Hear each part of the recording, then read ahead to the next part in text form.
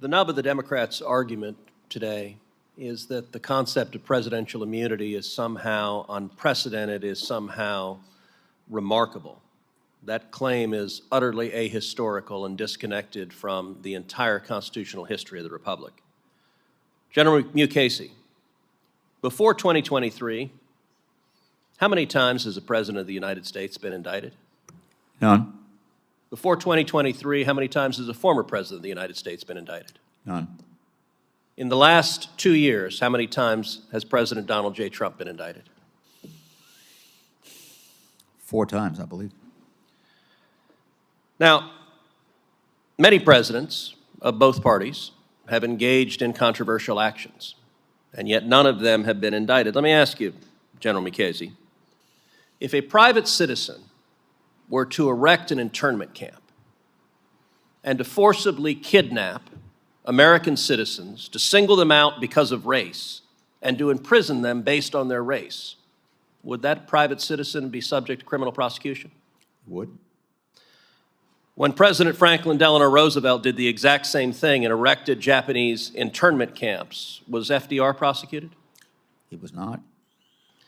Let me ask you, similarly, if a private citizen were, say, to detonate a nuclear weapon over a city and kill over 140,000 people, and then if that private citizen a few days later detonated another nuclear bomb over another city and killed 75,000 people, could that private citizen be criminally prosecuted? He would. Was President Harry Truman prosecuted for detonating nuclear weapons over Hiroshima and Nagasaki? He was not. All right, how about this? If a private citizen launched a weaponized drone and killed a United States citizen, could that private citizen be criminally prosecuted? He would. Was President Barack Obama criminally prosecuted when he killed United States citizens using drones without notice and without due process? He was not. Although, as far as due process is concerned, I believe the comment of my successor to that question was that Anwar al-Awlaki got, quote, all the process that was necessary. Well, although I suspect he might disagree with that assessment were he able to present his case. Right. All right.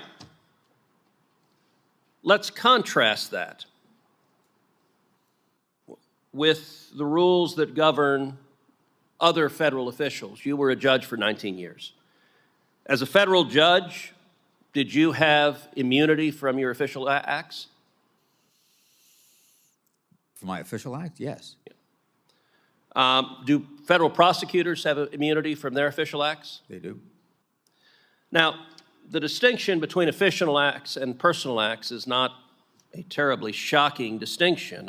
Under the decision of Trump versus United States, if any president walks onto the sidewalk and just shoots a citizen, is that president liable to be prosecuted?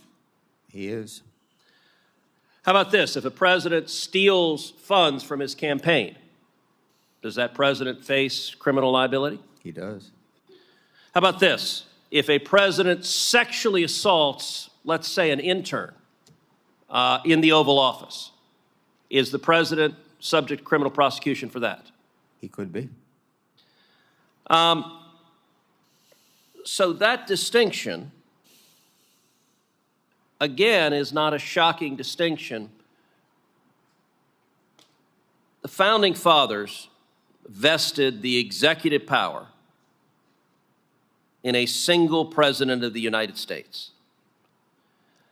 What we have seen in the last 2 years is we have seen Democrats deliberately weaponizing the Department of Justice and our legal system to target their political opposition. It is not an accident that every indictment against President Trump was brought by a Democrat and was brought after he announced his campaign for President of the United States. Understand, the target of those indictments was not ultimately President Trump, it was the voters.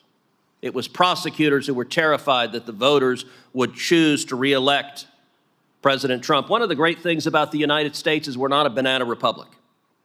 Since 2000, the nation of Pakistan has had 6 former prime ministers prosecuted and convicted. Brazil has had 3 former presidents arrested and imprisoned. Last year, Nicaraguan President Daniel Ortega arrested, charged, and imprisoned 40 political opponents. General Mukasey, you are Attorney General of the United States. Is it the proper role of the Department of Justice to prosecute and target the political opponents of whoever happens to be President of the United States? It is most assuredly not. Thank you.